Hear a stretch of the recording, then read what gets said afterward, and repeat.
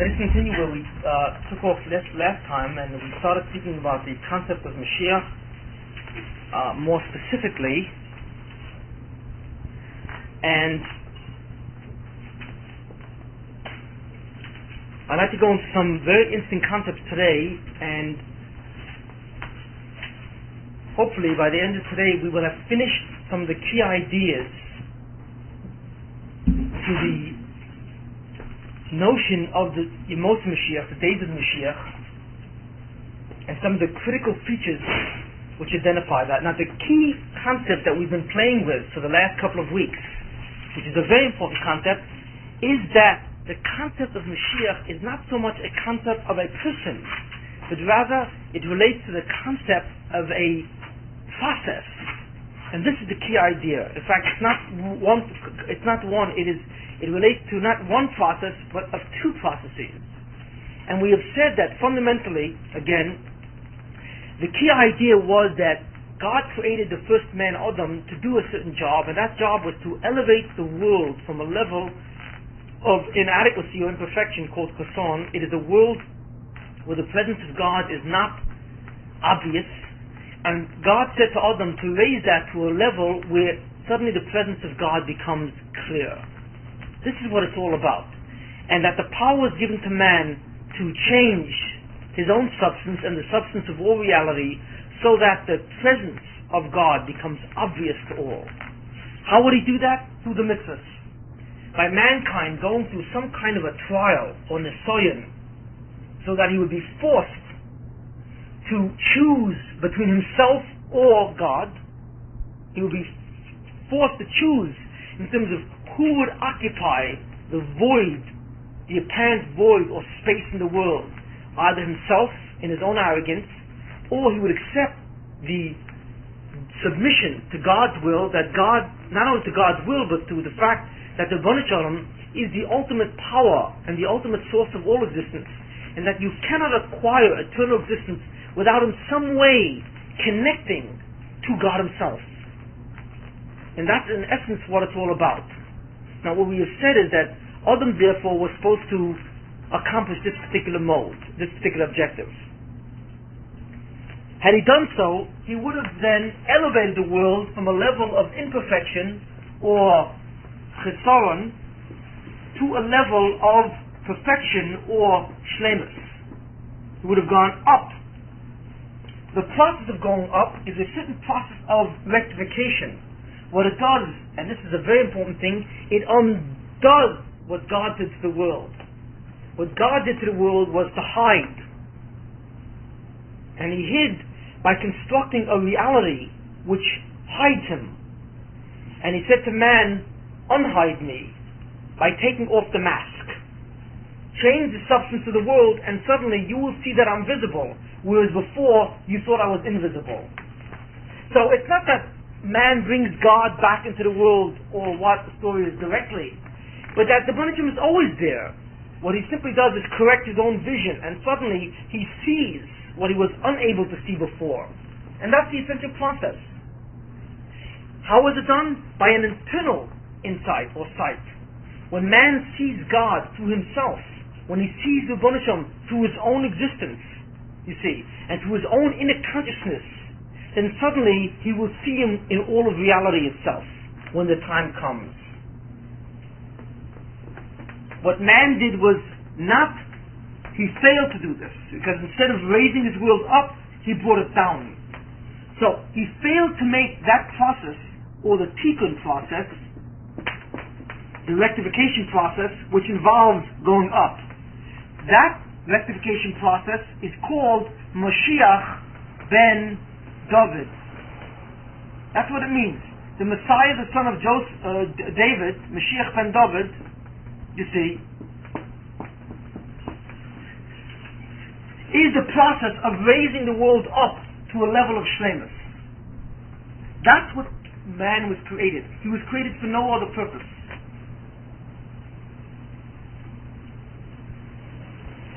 Adam failed to do that and instead brought the world down. He brought the world down because what he did was, by choosing himself over God, by saying, I want to do what I want to do. I want to eat from the Eitz HaDaas, the tree of knowledge of good and evil. And I don't want to listen to what God says because I feel that I have my own opinion in the matter, my own will, and therefore I can exert my own consciousness in this matter. By doing that, in effect, was that he evicted God from his inner consciousness, and he filled the space of his inner mind with his own sense of self.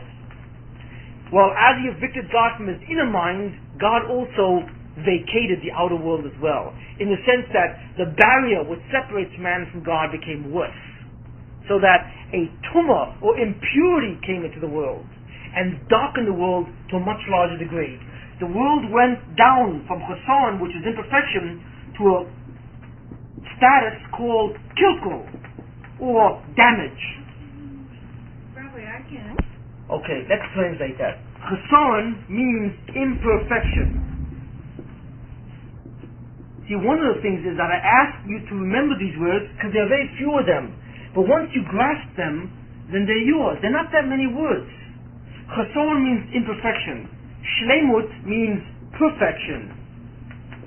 And kilkul means damage or corruption.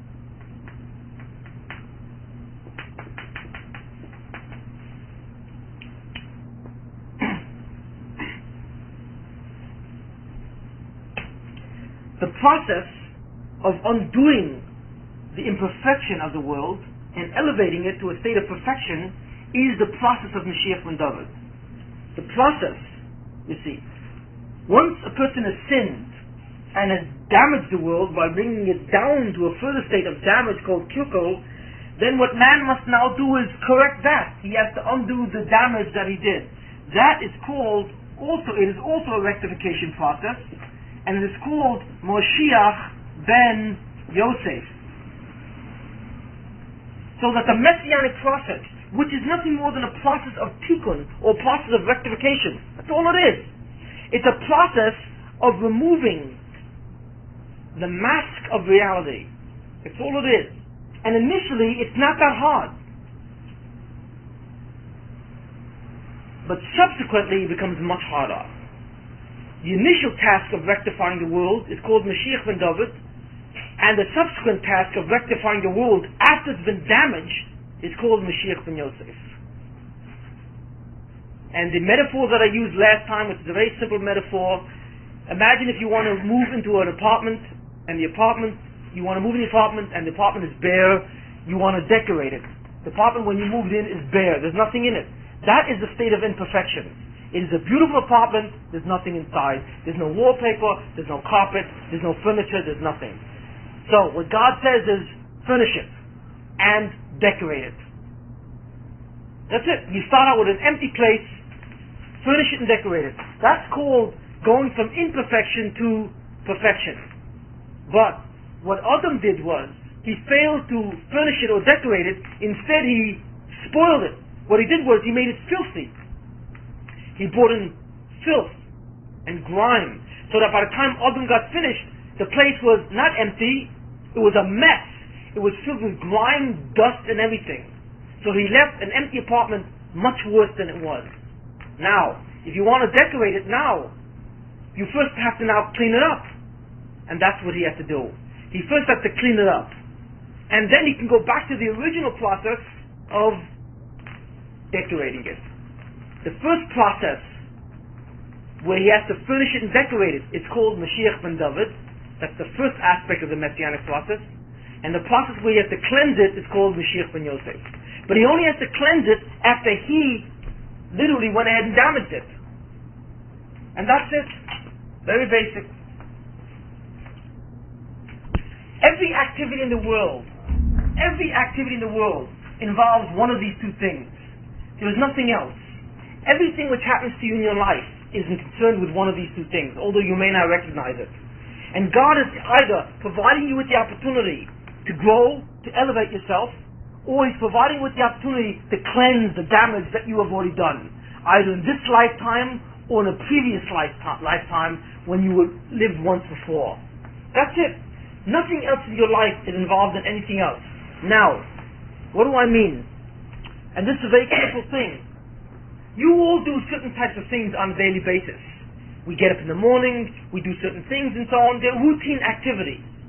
You don't realize it, but all these routine activities that you do without any free will. Meaning that in your life, there are certain things that you do that have free will, and certain things you do that have no free will at all. You see. All routine things, or activities in your life which have nothing to do with your essential function or purpose, you see, have no free will. If you think it is an illusion. You just go about doing them. But interspersed in your life are many activities that you literally have free will to choose what you want to do, and God does not make you do it. You choose which way you want to go. You see. So your life is constantly involved in two types of activities. Those which are willed for you. How are they willed for you? What happens is God sends down a shefa, or an influence, from in heaven down to you, and what that does, it enters into your mind and consciousness, and in your mind pops the idea, oh, let me do this. But it came from a source which is above you, and it's inserted in your mind, unbeknownst to you, and you think that it was your idea, and you really want to do it. You think it was your idea, and you really have a desire, but the desire and the thought was inserted in your mind, and you go ahead and do it. You see. Where did that come from? Where did this sudden desire for you to do this come from? It comes from a shefa. It comes from an influence or power from on high. Shefa means power or influence from the heavens, from the spiritual world. But it enters you without you knowing it or seeing it. And there's no way that you can identify it, because it sounds like something you want to do. But then there are those activities, you see, which do not come from on high, but rather suddenly it is left to you to determine whether or not you want to do it. Anytime you get into a situation which involves a mitzvah, something that has to do with the Torah, one way or the other, it involves generally an activity that it is free. Free will means there is nothing on high telling you what to do, but instead it's the reverse. God is waiting for you to tell Him what to do. So He won't act. He will simply take you and suddenly put you in a situation so that you will be forced to choose. The one thing you do not really have a choice is to be in the act of choosing. That is not your choice. Because when the day comes that God is no longer interested in what you have to say or what you have to choose, that day is your last day on earth. There is no reason for you to be here, really, other than for that purpose. Everyone who exists on the earth now, basically, exists because God still wants to know what you want to do. You see, He wants to know the kind of spirituality you will attain. He wants to know the kind of relationship you will establish with Him. The day that He is no longer concerned with that, because He already knows what you've told Him, is the day when you no longer have any reason to be. And that is the day of death. That's literally what it is. Not 1 second before and not 1 second after. You see. So we understand this. Very important to understand this about life. The two different kinds of activities that we have. Now, let's say, for example, a person is involved in many sins. He's always choosing wrong, you see. What happens?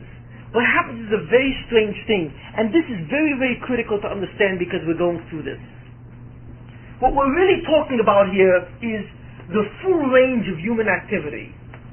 And we want to analyze where is it free and where is it not free.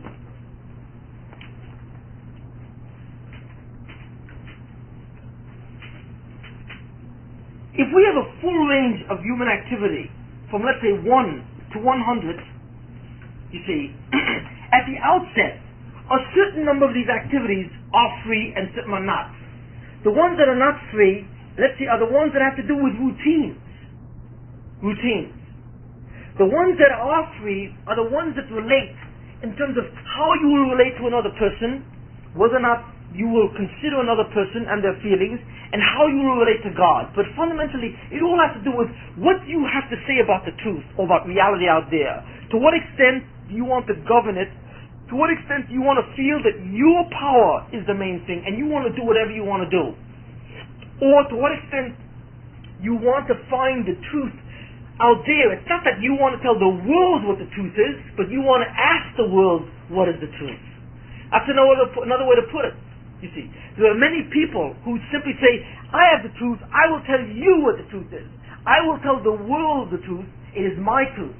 I know the truth is my dominance, and it's my needs, and my feelings is the truth. And I will make reality submit to my needs and my feelings, because that is the truth. You see, that's one way to look at it. The other way is, no, I want to seek the truth out there, and I want reality to tell me what's really real and what's real. You see, I want that which is in reality, the Ribono Shel Olam, who is the force and the source of all existence, to tell me what the emes is, and then I will bend my needs and my will in conjunction, consistent with that. You see the two directions? And that's the critical thing. The critical direction is who tells what, where the truth is. That's really ultimately what it is. Now there are certain activities in life which have nothing to do with truth statements. They simply have to do with activities that you need to exist. You need to eat. You need to do certain things. You need to have clothes. You need to do things. You've got to be involved. You need to be involved in activities which allow you to survive. Those activities you will feel you will want to do something. You have certain desires, but they will not be activities of free will. You see, the only activities of free will are those activities which have to do when God wants to know what you say about the truth, and what do you want to know about it. Well, that's more of a complex question. You see, the question is, depending on the kind of activity you want to do, how would you know if it has free will or not? It depends if it's related to a mitzvah or not. That's really what it is, you see. Now, in order to see if an activity is related to a mitzvah, you'd have to know certain halachos, and you essentially have to know the full gamut of activities. For example, let's say you get up in the morning and you want to do activity. You see, you want to do exercise, you see, because you want to better your position. Well, that is related to free will, to some extent, because why do you want to do the exercises? Really, it depends on what you're thinking about. What is your motive for doing the exercises? If you find that your motive for doing the exercises is what? Is so that you can live long, you see, believing that the exercises will give you long life, you see, or to make you look very good, you see, simply for the purposes of establishing your own sense of egoism, you see, then that is free will. There is a certain free will because it's involved in the statement of your sense of self, you see. Well, not the way it's performed then, but if you do exercises so that you can do what? So you do exercises so that you can be healthy, you see. So that in that sense you can be healthy in the sense of being able to then what? Live a life to reach all the spiritual objectives possible. That is doing exercises in the form of a mitzvah. There's nothing wrong with doing yoga or any kind of exercises. But ultimately it depends on the reason. If you do yoga, for example, you see, because you're a Hindu, that's a whole different reason than if you do yoga and you simply want to do it as a health practice, you see, so that you will be healthy, you see, and in good condition to do what you have to do in life. So your acid test is if it relates. The acid test is it doesn't relate to a mitzvah. That's the fundamental thing. Now, it's not a simple matter, because in one way or another, many things can relate to mitzvahs, you see. So I can't really tell you that. It's really hard to say, you see. But for example, what happens is, sometimes you suddenly decide to go somewhere. You decide to go somewhere because you have to do something. I need stamps, so you go to the post office, you see. That activity, needing stamps and going to the post office, could be a routine activity. And suddenly it's an awareness that comes in your mind in terms of the daily living that you have. It may not be connected to any mitzvah at all, in any sense of the word. It's simply something you have to do to carry out your life, you see. In that case, the thought that occurred to you and the desire to go to the post office is a desire that comes in as a routine thing, you see. It's part of being human. But at that moment, it is not some kind of a test situation where God is concerned to see how you're establishing your own sense of self. You see. Now it's extremely subtle. It's very difficult to tell which activities have one free will and which do not. And none of that, every activity may have a certain amount, whereas other activities may have more. So there may be a range of activities. You see. Some having less and some having more. It is very, very difficult. Not only that, for the same two people, two activities, for one may be routine and for the other it's not routine at all. It involves a very serious kind of test, you see. For example, if you have a regular person, for example, who wants to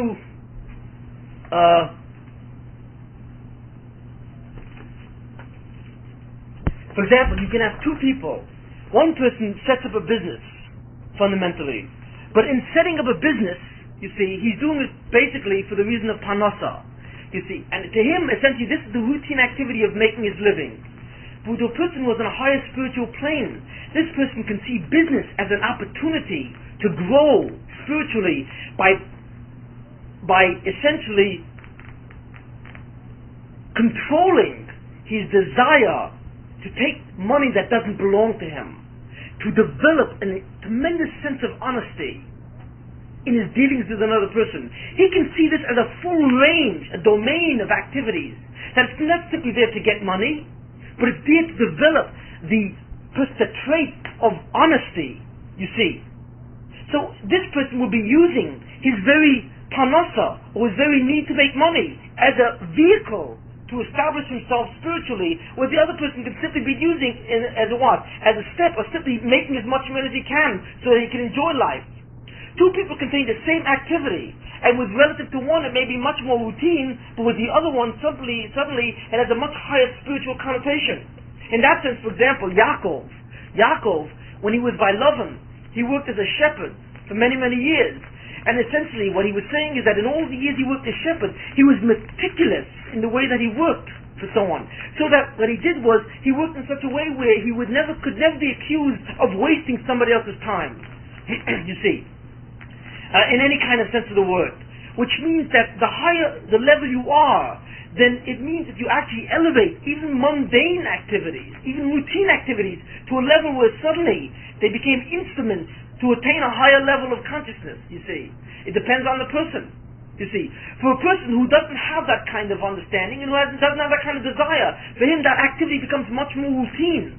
So because it's much more routine, you see, there's much less involvement, you see, in a connection to a mitzvah. One of the ways that we know that an activity has no real free will is that there's almost no Yetzer Hara associated with it. If there's nothing at all, no real Yetzer Hara associated with it, that kind of activity is almost devoid of free will. Like going to the post office. There's no Yetzer Hara saying don't go to the post office or go to the post office, and the Yetzer Hara that says do go or don't go. Not at all. You don't feel a Yetzer Hara. So going to the post office, you see, it doesn't really have that conflict. Which means that the need or the desire to go for it is something implanted in your mind. You see. But, for example, if you're hungry, you see, and suddenly you have a strong desire to eat, and you find yourself in an opportunity to eat something which is not kosher, that's an activity which is filled with free will. Because suddenly the conflict of to do or not to do something, you see, which relates to mitzvahs is in front of you. You see. It's something which has a Yetzer Hara and a Yetzer Tov in it. You see what I'm saying? That's how you see. Activities which are essentially have nothing to do with the Yetzer Hara and Yetzer Tov are essentially neutral. And most of the time those activities are put into you, although it doesn't feel like that, you see. You'll never come up to me and say, I don't feel that this is free, or I feel that this is free. It is very difficult for someone to really tell the difference. Really. Because both of them are almost exactly the same. Because both have to do with suddenly a feeling that you want to do, or don't want to do. You see, so how can you tell what was placed into your mind and what wasn't? The way you can tell it is that suddenly you have an impulse, and that impulse suddenly is a pivot of a war. Shall I or shall I not? Then you know that activity was placed in, the impulse was given to you, and literally the choice or the experience was placed in front of you, so you should make that choice. You see. Sometimes we may find ourselves, we say to ourselves, wait a minute, you want to go home, you will go walk along a certain path, and suddenly you say, well, I'm not going to go this way, I'll go that way.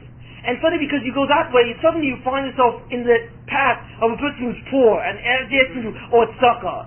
Now, if you'd taken a different path, you would never met that person. You see. So what happened is that the Hashgacha, God's providence, saw to it that you suddenly were in that direction. You see. And because you went in that direction, suddenly this was put in front of you to see what you want to do. Now there's a battle in you. Should I give or should I not give? Suddenly you're asked to choose. You see. So what was not in your free will was the fact that you were forced into a choosing situation. But what you do with that choice is your free will, you see. So this is essentially what it is. Life is nothing more, therefore, than an experience where either you're involved in activities which are essentially routine, you see, or you're involved in activities which lead you to choices, where you feel the impulses of do or don't. And the activities which lead you to choices are those activities which do not have any compulsion to them. God is waiting for you to tell Him what to do. You see. In the activities which are essentially routine, where there is no conflict back and forth, essentially what it is that you're simply doing it simply as part of your survival. You see. Now animals, for example, animals have no free will at all, which means that everything they do from one second to another is constantly told to them. When I mean told, they don't have a voice that says do this or do that, but they feel inside their consciousness, whatever that is, do this or do that. Their whole life, they're essentially programmed. All animals are programmed. They're programmed to behave in a certain way. And even if you think that they're not programmed, you see, where sometimes you'll give a chimpanzee a choice of one thing or another, right, and you think it's free. It's not. It's programmed to respond to a certain stimuli in a certain direction. Now an animal can learn, but he's being programmed to learn in a certain way. There's nothing free about an animal's behavior. So everything which is in the mind of an animal is there because he's got to move in that direction. You see, there's absolutely no free will. But when it comes to a human, there's a whole segment of activities which are essentially free. Now the scale of all activities. Now the question is, what happens, for example, you see, when you're suddenly given choices and you choose wrong? You see. So let's say you make a mistake, or you go in a negative direction. Well, what happens is, you've done some kind of a damage.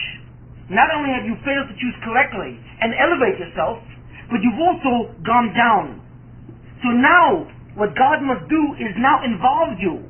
You see, not only in additional activities that have to do with choice, but He's got to remove the damage also, which is a new process called tahara, you see. So now at this point, once you've chosen negatively, God must first of all continue to give what? Further choices, right? Experiences. But He must now also occupy your life with experiences that will remove the damage of the negative act that you did. That's called tahara or purification. Okay? Now your life must be involved with two things, or really three. You will continue to be involved in routine experiences, that won't change. But now, your life will now take on a new dimension where it also must be involved in what's called purification experiences, or experiences that have to do with tahara. But in addition, you are still involved in experiences that have to do with choices. You see, this is the breakdown of what a person's life looks like. Now, what are the experiences that have to do with purification? Those experiences are essentially experiences where God wants you to see something you did wrong and do tshuva. You see. So what happened is, you will suddenly do something. Let's say, for example, a person will suddenly go and, let's say, eat something which is not kosher. Fine. And then shortly thereafter, he finds himself in a situation where he's talking to another person who happens to be religious, and that person is saying of the importance of kosher food, of kashrus. And he was placed in that situation to learn from it. You see. To learn from it. Or let's say, right after he ate an unkosher food, he developed ptomaine poisoning. You see, that is essentially a purification experience which God is saying to the person, I want you to learn that what you just did is wrong. Now sometimes the Baruch will do it immediately. Most of the time he will wait. And He will hope in different ways that you will understand what you did is wrong through learning, or if not, people will be around in somewhere to tell you, you see. But let's say, for example, the person doesn't want to learn that way, then he has to involve a new set of purification experiences. We have to give the person pain, Yisuin, which is a whole new dimension, so that the purification experience itself divides into two. Either those that lead to repentance or tshuva, or those that lead to suffering, or Yisuin. You see, the less a person wants to do tshuva, then the more God has to deal with the negative or the damage by suffering. So suddenly, you will find yourself in a deep mess. You see. For example, suddenly you'll begin to experience strong problems with your teeth. And you'll find yourself in the dentist chair drilling away. Suddenly you'll find an enormous outlay in dental work.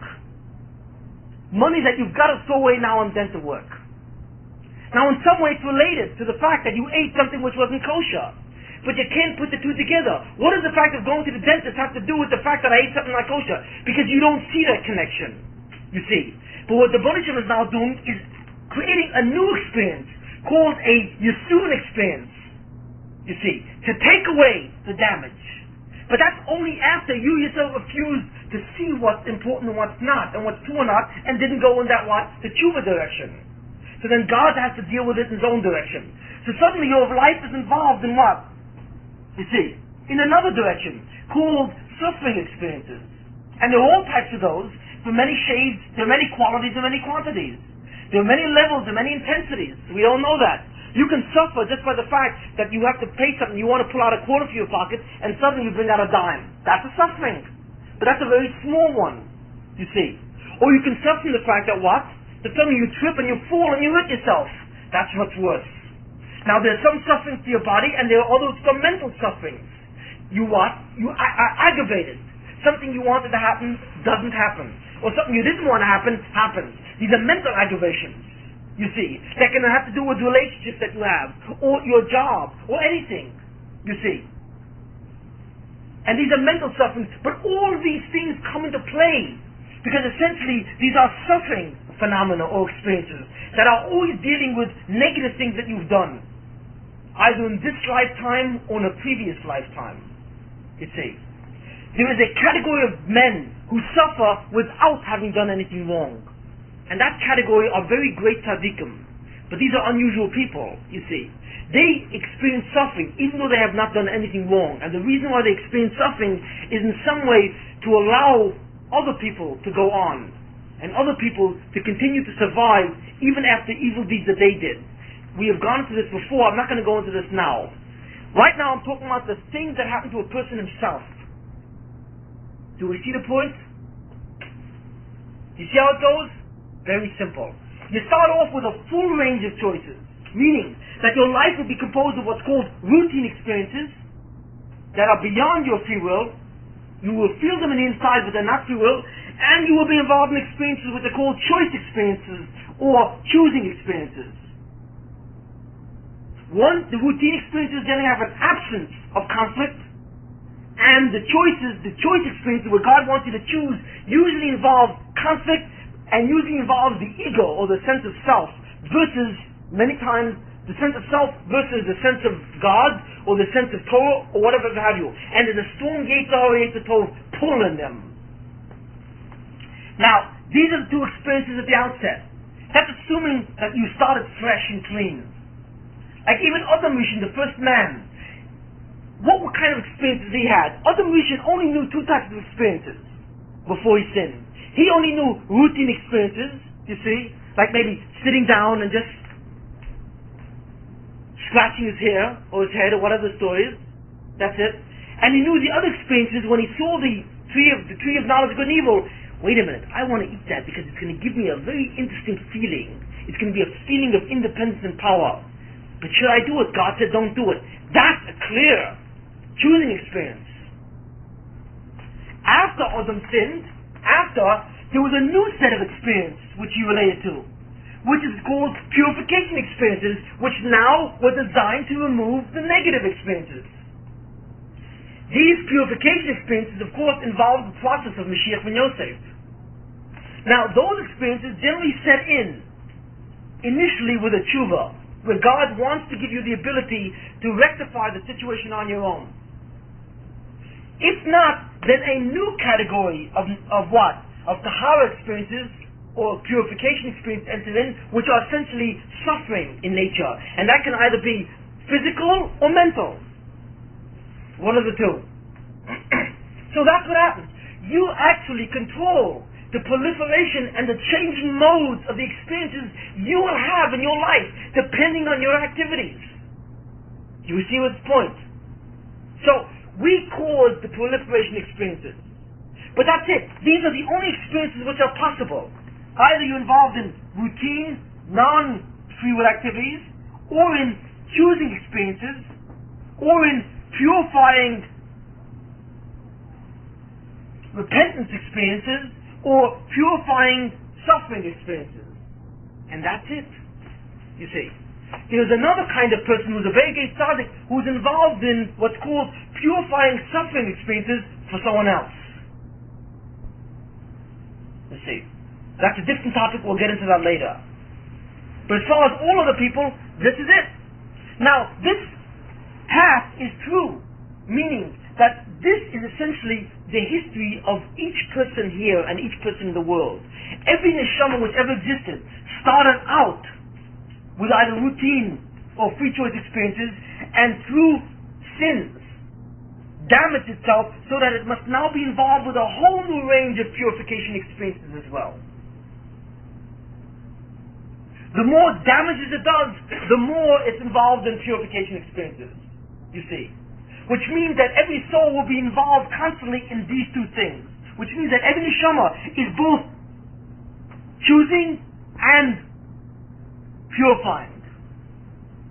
Since Adam Rishon, who was the first man, started the ball rolling downwards, every person who ever lived is involved in choosing experiences and purifying experiences. You see? That's it. There are no other possible experiences in life. Because there's no other purpose of life. You determine the proliferation of these experiences. So that if you achieve a certain amount of good choices, you will minimize the amount of purifying experiences. And if you do many, many sins, you will maximize the number of purifying experiences that you need. And that's not only for one lifetime, that's for many lifetimes. So essentially, what you look like today in 1987 is a reflection of what you've been like throughout the history of your soul in all time from the beginning of the world.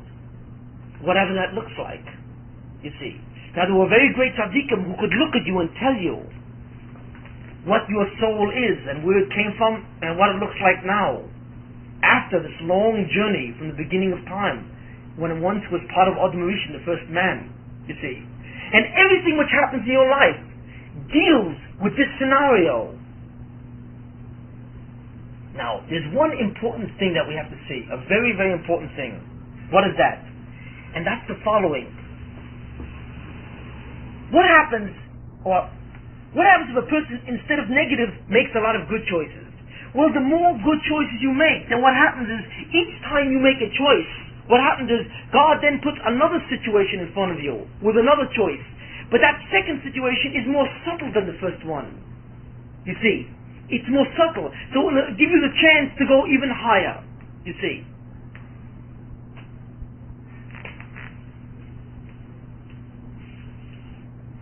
For example, in the first situation, God will test you whether or not you will steal. He will put in front of you a certain circumstance where it's easy for you to steal. And he'll see whether or not you'll steal. You see. Literally take something which doesn't belong to you. You see. If you pass that test and you show the Bonisham that you want to develop a sense of honesty and you don't want to steal, God is no longer going to then put things in front of you to steal. None of us in this class fundamentally have a yetzer to go out and kill people, do we? No. Because we already are beyond that point. So God is not going to put us in circumstances where we want to see whether or not we'll commit homicide. We're beyond that, you see. But God then will put you into a situation where you want to see whether or not you will hurt another person's feelings. You're not beyond that, you see. So, in the case of the person who steals, for example, God will not put you in a situation anymore if you've gone through enough tribulations, whether or not you're going to steal something outright. But what the Baruch Hashem will do is put you in a situation to see whether or not you will what? You will cheat someone out of money, you see, that really belongs to him, but may also belong to you, under some heavy rationalizations, you see. In other words, God will test out your willingness in terms of your scrupulousness, in terms of honesty. God will test out a situation, for example, whether or not he'll see whether or not you want to take away money from someone else. Let's say you know that there's a certain opportunity in front of you, you see. A certain opportunity in front of you on a certain deal. He will see whether or not you will attempt to take everything away from the other person, or let that person also make some kind of a profit, you see. He will test to see how greedy you are. He no longer will test to see whether or not you're a thief, but he will see whether or not you're avaricious, that you're so greedy that you are not concerned with another person also surviving, you see. That's a higher level test, you see. And so on and so forth. So that tzaddikim, or very great men, what happens is they are constantly tested from one level to another, and they go higher and higher and higher, so that the test becomes more and more subtle each time. So that the tests that they have to deal with are such far beyond normal human experiences that for you it's not even a test. You surely would fail. And for them it is. You see. For them it is. For example, Joseph was a very great tzaddik. And what it was is that Joseph saw certain things and with his brothers when he was very young, and he saw certain things with his brothers, and he thought that his brothers were eating an animal which was not kosher. You see. He saw certain things and he thought they were doing certain things that were improper. So instead of going and telling them himself, wait a minute, I think you're doing something which is improper, the truth of the matter is they weren't eating an animal which is unkosher. He thought that case because he came in on a situation which looked that way. Instead of that, he went to his father and he told his father Yaakov, he said, I want you to know that my brothers are doing something which is what? Which is not right. Which is the chet. That's what he said. Now the question was, Yosef reported certain things to his father about his brothers. Now it was the intention of Yosef to have his father speak to his brothers.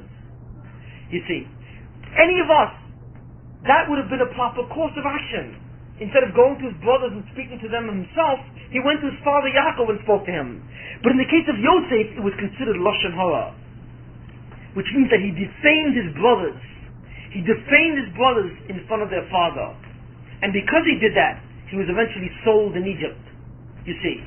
Because Joseph should have understood, you see, that he himself, even though it would have been proper under certain circumstances to have Yaakov tell them, but he himself should have realized what his real motive is, that it was some kind of a jealousy in certain ways to maybe appear maybe stronger in his father's eyes than rather his brothers.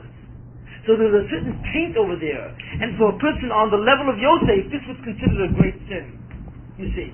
Whereas on a person of a normal level, it would not be. Which means that any situation depends a great deal on the level of the person who is involved in that situation. But that's what it is. Now, there's one very critical idea that you must understand and know, and this is a very, very important one. And it is extremely, extremely important to understand the course of human history itself. When your life starts out, or rather when you start out at the beginning, you've got two sets of experiences, routine experiences and free will choosing experiences. Depending on the negative acts you do, it begins to proliferate into others. And as it proliferates, what happens is the free will experiences become smaller and smaller part of your life. That is the key. The more your life must become involved in purification, the less your life will become involved in choosing. You see. So that God will ask of you less, because He will not expect it anymore. He will begin to control your life from beyond you. Now here's an important point. The routine experiences are beyond free will. They have nothing to do with free will.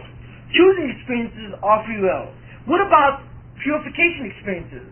Well, as far as repentance is concerned, tshuva, it is free will. But once you fail to repent, then what happens is God must bring suffering experiences. Suffering experiences have no free will to them. They come on you, whether you like it or not. So suffering experiences are like routine experiences from above to below. The power comes from above to below and it happens to us. We are passive with respect to them. Choosing experiences, we are the ones who tell God what to do. We are active with respect to them, you see. That's very, very important to know. The suffering experiences which come out to us, we are basically passive. We cannot determine them, really, once they're out of our hands. And essentially, we must submit to them. We have no choice, and it just happens to us, you see. These are what's called the misfortunes of life that are constantly in front of us. They happen to us. They're beyond control. Now, with that understanding, this is the rule. The more your life is infested with passive experiences, the less your life will become involved with active experiences. It is a ratio, our old friend, the ratio of what? Of passive to active. Not presence to absence, but passive to active experiences, you can say. In the outset, the passive experiences will only be routine, right? And the active experiences are all choosing types. But if we include the negative experience, the damages, the kilkulim, the chatoim we do, what happens is a new list of passive experiences added, which are essentially purification. And therefore, the passive experiences, P, become larger. Do we understand this? So there's essentially a ratio. There's a ratio of human experience in your own life. What that means is that your life itself contains a certain number of experiences.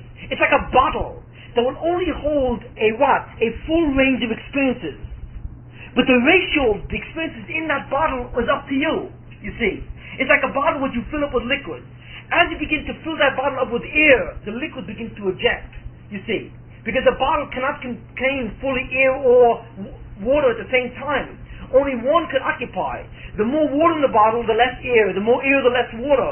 And the choice is yours. So that ratio means that the more your life becomes what? Focused on purification experiences, the less your life will become involved with choosing experiences. Do we understand that thing? And it's very important. Now, that means also that at any point of your life, the ratio changes constantly. So that at the outset, when you're 20 years old, you can have a certain passive to active ratio. The ratio that you're born with is essentially the ratio of what your neshama is at that point in time after it's transmigrated from the beginning. When you first start out, your soul has a certain number of passive experiences which are routine, and the rest are active, which are free will experiences. Once you begin to do sins, then you begin to close that gap, and the passive experiences begin to proliferate, you see, until you come to a certain point in life, and that's it. Then your soul may come back again to another body and again live. And the ratio that you start is the same ratio as what you had before, basically, you see. Unless you had to go to Gehenna or some other place before, or whatever the story is, you see. But at birth, the ratio that you possess is essentially equivalent or identical to the ratio it was of what you died with in the previous Gilgal of when you lived before. Do we understand? And what God says is, change the ratio now, or don't make it worse. But even in your life, if you start with a certain passive-active ratio, let's say you start with a 50-50 passive-active ratio, where the passive involves all those activities in your life, for example, which are routine and suffering, and you have a 50% active. If you suddenly become very bad in life, you can alter that. So by the time you're, let's say 20 years old, if you have the 50-50 passive-active ratio, by the time you're 35, your passive-active ratio can be 75 to 25, where most of your life is passive, because it's involved in routine and purification experiences. You see my point? So that through your own life you can suddenly change. You see? Now, where do you see drastic experience like that? I'll show you. Very simple. Let's say you have a passive-active ratio of 50 to 50, and we all understand what I'm talking about, right? Suddenly, a person is in an accident and is blinded. What is affected, besides the fact? What's affected is his entire ability to choose, essentially. Which means that for some reason, God decided that the passive experience must be much larger. So probably at that point, his passive active ratio is now 80 to 20. Or maybe 90 to 10. You see my point? That's a drastic change in ratio. But that's what's happening. You see, it's a drastic one, and I've gone to an extreme case. I mean, I don't want to frighten anyone. I've gone to an extreme case. But it happens, please. You see what I'm saying? It happens. You see. Wait, but there are people who are born mentally retarded. Let's say you have a little kid who's born mentally retarded or mongoloid kid, for example. What's the passive-active ratio of that? Almost 100 to 0. Because a mongoloid kid is a shaita by definition. Halachically, a person who's mentally retarded has no free will. Because a person who has, a deficit in intelligence cannot have free will. So that person is born with a 100 to 0 ratio of passive to active. Now you may say, why is that person born like that? Obviously, because most of his life must now become involved in not choosing experiences, but purification experiences. And that's what his life is all about. That's the answer to the question when you say, why are people born like that? Why are children born like that? And so on. And even though what I'm saying may sound cold and may sound intellectual, because it cannot make up for the horror of what you're seeing in front of him, but essentially this is what it is. Because God has decided for reasons that we cannot know, because we cannot see the neshama. We do not know the negative balances that this neshama has. We cannot know. You can't look inside of the neshama. But whatever it is, it's got negative balances. Unless it is a tzaddik, and that's unusual, you see. Unless the person is in tremendous tzaddik and is suffering for others, and therefore he has no negative balance, he has what's called an assumed negative balance. But it's not intrinsic to him, which is very rarely the case.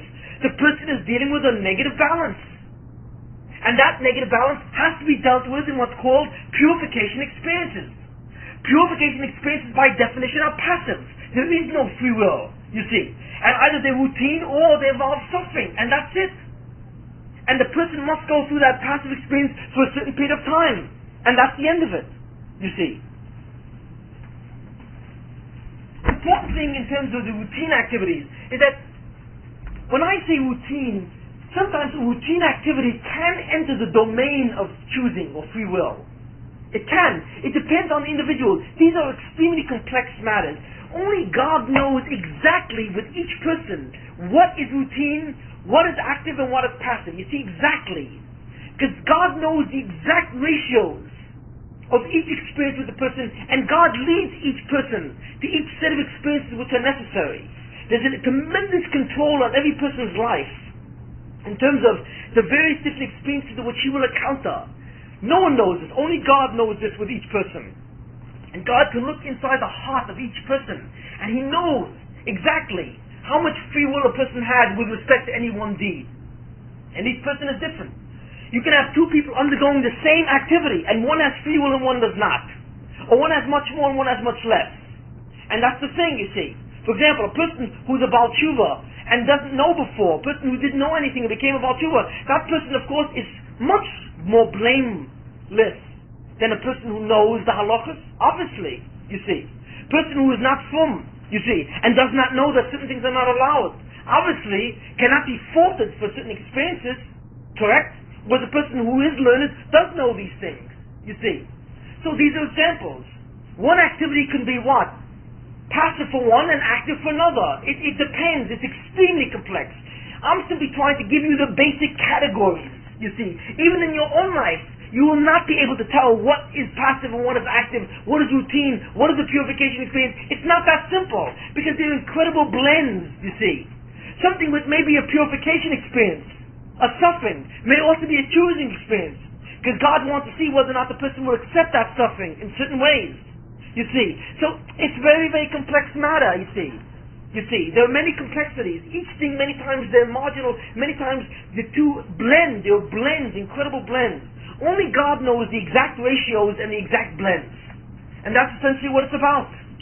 Function of routine activities is essentially to allow the organism to survive. That's all. It's simply the way that something lives and carries out its life. You see, these are activities that you do, you see.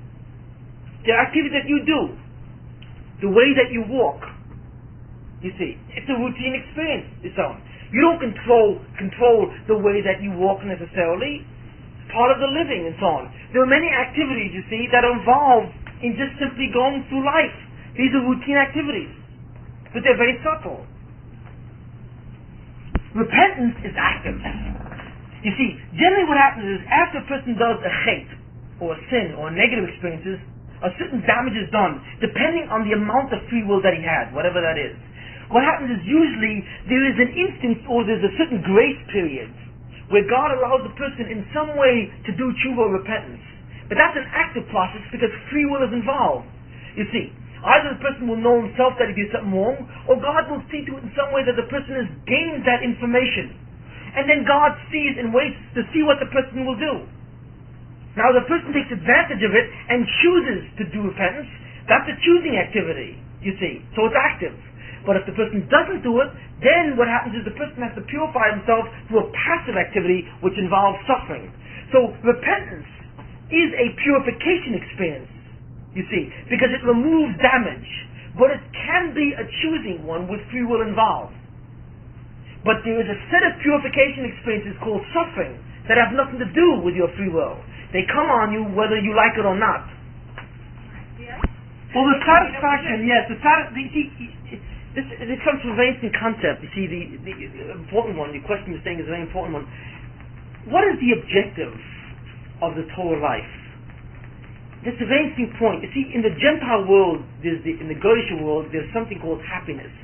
The ultimate objective is to be happy, to be content, to be happy, to be in love, I don't know, whatever the situation is. These are not the objectives in the Torah life. They're not the critical objectives. For one basic reason. This is not a world which will lead to happiness. A world in which you must die is not a world which happiness is truly possible. A world where you are human and imperfect, you see, and must experience different pains and whatever you have in life is not a world of happiness. If God wanted you to be happy, He would have created a world which is truly, really where you're happy. You see, and there is such a world, or there is such a world that will someday come. It's called the world to come, or Olam Haba. That's where God wants you to be happy. That's where happiness is the true objective. The objective here is not so much to be happy, you see, but the objective here is to elevate yourself into a really spiritual being so that you will participate in an eternal experience of happiness, really. That doesn't mean that you're supposed to be sad in the process. But what the Gemara says, Adam la'amal yulad, man was created to work, to perspire. Meaning, a purpose of a man's existence is not simply to be content, you see, and satisfy needs. But the purpose of man's existence is to elevate himself spiritually, so that he literally makes himself much higher level of consciousness. And that involves work. It involves choosing. It involves conflicts between the Yetzer and the Yetzer Toiv. And you cannot get out of it. Because God is always putting you in testing situations, whether you like it or not. Every day of your life, God is putting you into another situation where He wants to see how you perform. It's like you're in a three-ring circus, and you're the main show, you see. And God is always putting you into a different obstacle course. And that's what life is. Life is like an obstacle course. And as soon as you finish one, you're up against another. Now, is a situation which is a series of obstacle courses a place of happiness? No, that's not it. It's not a place of obstacle courses, because true happiness is the absence of obstacles. You see. But that's not what life is about. Life cannot be an absence of obstacles. Because when God decides that you no longer need obstacles, you are instantly removed from the world. You see. Because the function of this world is to put obstacles in your way. Because the function of this world is to choose. You see. Why? Because the Banishim wants to put you in a position of ultimate eternal happiness. But that happiness must be consistent with your neshama. You cannot obtain a happiness in terms of your guf or your body. And that's what everyone is after. Everyone is after happiness, you see. But what kind of happiness? Happiness of the body. Happiness of the mind, but that's not possible. It's not, because you are not someone created only of the body. You're someone with a soul. Someone who's spiritually sensitive as well. Which means that your happiness must be a blend of many, many things that are not attainable on the planet Earth in a physical existence. No matter how much you strive, Who do you know that is really happy? Who do you know that reached that goal? So the question is, if the goal of life is happiness, why is it so hard to get there? And why is it that so few people have ever arrived in all of history? Go out there and ask the billions and billions of people who have lived from the beginning of time to now. Count them all and what? And determine the percentage of those who can say, I am happy. Or wise. Or whatever the situation, or wise, because that's not the ultimate purpose. That doesn't mean you're supposed to be sad. You are supposed to be happy. You are supposed to live a life which essentially is free of pain. There's no question of that. It's free of pain and which essentially satisfies your needs. There's no question of that. But you want to live that life. Why? Because essentially you want to engage in experiences which will elevate you. You know, tzaddikim essentially, very great men are disturbed by the coming of the Mashiach. I don't know if I think I once said this many times. A number of times I think I said this. But if you go to a real tzaddik and you say the Mashiach is coming, he will become sad. Why? Because when the Mashiach comes, then the ability to choose no longer exists to that extent. Whereas right now, you have a certain amount of active experiences. Once the Mashiach arrives, your ability to choose, or the amount of active experiences, goes down to less than 1%. I don't know if you know that. For everyone. Period. Why? Because that's what it is. That time is no longer need. God doesn't need that level of choosing anymore. You see. So the amount of choice you have goes down substantially. So a tzaddik really doesn't want that period, because a real tzaddik, someone who understands what the Torah is about, looks forward to the challenge because he understands that in this life it is possible to write on an empty board. Once the Mashiach comes, or once essentially a person dies, it is not possible to change your existence. It's like I once told you. Imagine suddenly if I put you in a studio apartment, and I said to you that you have 20 minutes to find another apartment, and in those 20 minutes, whatever apartment you wind up with, that's the one that you will live with in all eternity. Would you be happy to sit in that studio apartment? Of course not. You'd be extremely agitated, because you realize that if you don't find something better in the next 20 minutes, this is where you're going to be for the rest of your life. Is there a simcha in being in a studio apartment? No. Of course not. Well, no, the simcha, or what? The urgency is to find something else. It's the same thing also. What is the person trying to find? A tzaddik knows this. A person who's a Torah Jew understands this, should understand this, that the essence of Torah is the fact that life is a struggle to go higher, you see. To go higher, because why? Because that's what life is about, and it is only in this life that you will be able to go higher. Once you are no longer here, or once the Mashiach arrives, it is over. It is over. What you have earned, whatever status your neshama has acquired, becomes your permanent status to the end of existence. You see my point? So therefore, happiness is not the objective at all. Happiness is a critical waste of time. When I mean happiness, happiness the way the Goyim see it. Look, what you don't understand. Please. You see, when I mean happiness, what is happiness? See, happiness to you is the absence of pain. I understand this. You have to say what happiness is. Happiness to people is two things: the absence of pain, and also the presence of pleasure. Two things, you see. But to many people who are in painful situations, just the absence of that pain becomes happiness. So when you talk to a person whose life is pretty rotten, he'll say to you, oh, I wish I was happy. What's happy? Happy if I didn't have this sorrow, and if I didn't have this problem, and I didn't have this problem, then I would be happy. You see. But that's still not happiness. Because happiness truly would be the presence of pleasure. But the fact is, let's say you've achieved the pleasure. Is that happiness? Is it? Just because now you're in a situation of pleasure? No, it is a deceptive happiness. Why? Because fundamentally, you're not growing. By simply experiencing your needs or pleasures, you're not growing. Because what it is you are simply confining yourself to a lower set of values. And you are wasting your time, you see.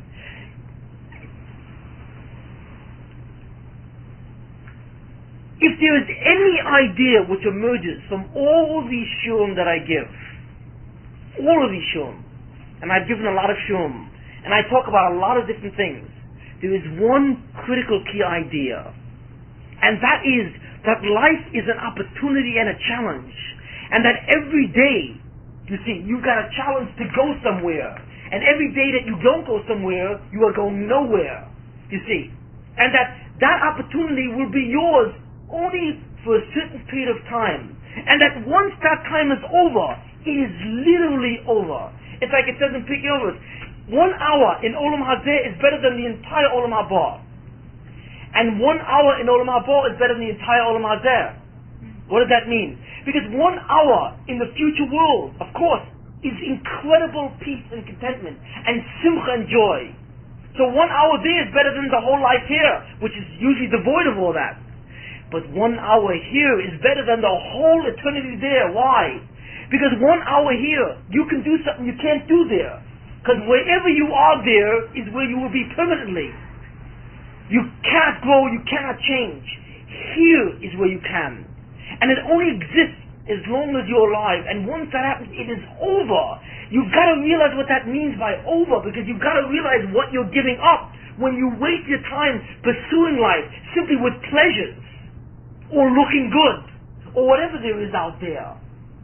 You see, it's not what it is. The essence of life, the most important thing in life, is to attempt to in some way spiritually elevate yourself. And this is the only place you'll ever do it. That's why the main experience of your life are the choice experiences. You see. And that these are the critical experiences of your life, because these are the growing ones. The other ones are the passive ones, which simply have to deal with damages, and that's all. You see. That's the critical thing. Now remember, when I say being happy, I'm talking about the goyish sense of happiness, of pleasures, material possessions, you see, contentment this way. That's happiness. I don't say that life should be sad. Of course not. It shouldn't be full of suffering and pain. Chas v'shalom. Life should be joyful also. So it should be joyful in the sense that what? That you see life as that opportunity, and that you try and do what's good, you see. You see. But of course, that you partake in this life, no one says not. But that you realize that the greatest joy in life, you see, is to use it for the opportunity that it is. That really is what it is. It is an incredible thing, because right now, all of you people have a marker in your hand, and you have an empty board in front of you. You see, you've got an incredible power. It is the power of creation itself. But there will come a time that power will be removed, and you no longer will have the power to create. You simply be the result or the product of what you already will have created. Do we understand this? Now, that doesn't mean we should look at the suffering experiences. Of course not. Nobody wants to suffer. You see. We don't want to have what? These purification experiences. Nobody wants them. You see. But you must understand that the experiences that are really critical are the choice experiences. You see. The experiences that we have that just simply allow us to sit back and have a good time is not what it's about. You see. It's not what it's about. It is illusory. It is deceptive. This concept of good times. You see. So you should be happy. Happy in the sense that your life is free of pain, and that basically your needs are satisfied. You have a good relationship. You have a nice place to stay. You have a basic parnasa. Do you see what I'm saying? These are definitely necessities. But when I say you have a nice place to live, what does that mean? That's relative. A nice place to live can be a 4-room apartment. It can be a 6-room apartment. It can be what? A 1-family house, a 2-family house. It can be a mansion. You see, where do you draw the line? That's the question you have to ask yourself. Where do you draw the line? And that's the most critical thing. Nice clothes can be many, many different degrees, you see. It can be basically nice things to wear, or it can be what? It can be incredibly expensive clothes from Bloomingdale's or Lord & Taylor, whatever the story is. Is that happiness? Is happiness an outfit from Lord & Taylor? Is that what happiness is? To some people. But that's the mistake. A person should strive in life that which essentially makes him free of pain, number one, and which basically supplies him with the needs of life. You see, where basically those needs are satisfied, but that's it. Once the person begins to go above those needs into what the area called luxury, you see, is a wasted thing. If a person thinks that happiness is the pursuit of luxury, you see, that is a drastic mistake, because he will be wasting the time that's necessary for spiritual elevation. The classic example of this is that they used to walk into the house of the Chavetz Chaim, you see, a very great man, of course, who was a very big tzaddik, who lived 50, 60 years ago, and was the author of the books on Lashon Hara. And what it was is they walked in his house once, and they used to see what his house was like. There was nothing there. It was just a bed, a wooden table. I mean, in Europe anyway they were poor. But it was a very, very basic apartment. And so one person once said to him, what are you doing? Why do you live in such a basic way? Well, he was somewhat impoverished. I mean, he was a very big tzaddik, but why? So he said, look, wait a minute, 1 second. He says, let me say this something. When you go on a journey and you go on a trip, what do? You put the furniture in the suitcase? You put your dishes in your suitcase? What do? No, you carry what's necessary in the suitcase, right, until you get to your destination. And then you set yourself up. So he said to us, my friend, life is a journey. This is not a place where you can set up. You can't live. This is not a place where you actually live. So therefore what I do is I simply am going with a suitcase. I simply acquire those possessions which are necessary for me to go on. But life is an opportunity in the sense of getting to a place of my ultimate destination. And I got news for you, my friend. In the ultimate destination, I'm going to own a mansion. And you will own a studio apartment. You see? Because what happened was you furnished the wrong apartment. You see? You furnished the wrong apartment. You and I, we all live in studio apartments because Olam Hazeh is nothing more than a studio apartment. With respect to the ultimate goal of satisfaction, physical life, to what we know, it can only be as good as a studio apartment. We can't get that much more because we all have to die, we all have to go through the privations of the body, and so on. It's not attainable further. So if we spend all our time furnishing and decorating our studio apartment, and not realizing that we should be doing is living in the studio apartment, basically, but worrying about decorating this future apartment, which is a mansion, you see. Then what happens is we will be stuck with a furnished studio apartment for the rest of our life, when someone else would have an incredible mansion for the rest of his life, in Olam Haba that goes on forever. So what do you want to do? Now, you'll ask me, what part of life is that? The pursuit of luxuries. What is a luxury? I'm not going to define that, because for different people it's different. I'm not going to do that, you see. But we all know when we're pampering ourselves and when we're not. I'm not saying you shouldn't pamper yourself sometimes, but people who are obsessed or preoccupied with establishing a luxurious level of existence are out for incredible disappointments, because they will have taken the one opportunity that they were given to what? To furnish a mansion, and spent their entire life furnishing studio apartments. Because that's all Olam Hazeh is. It can never be anymore. It cannot be more by the nature of physical existence.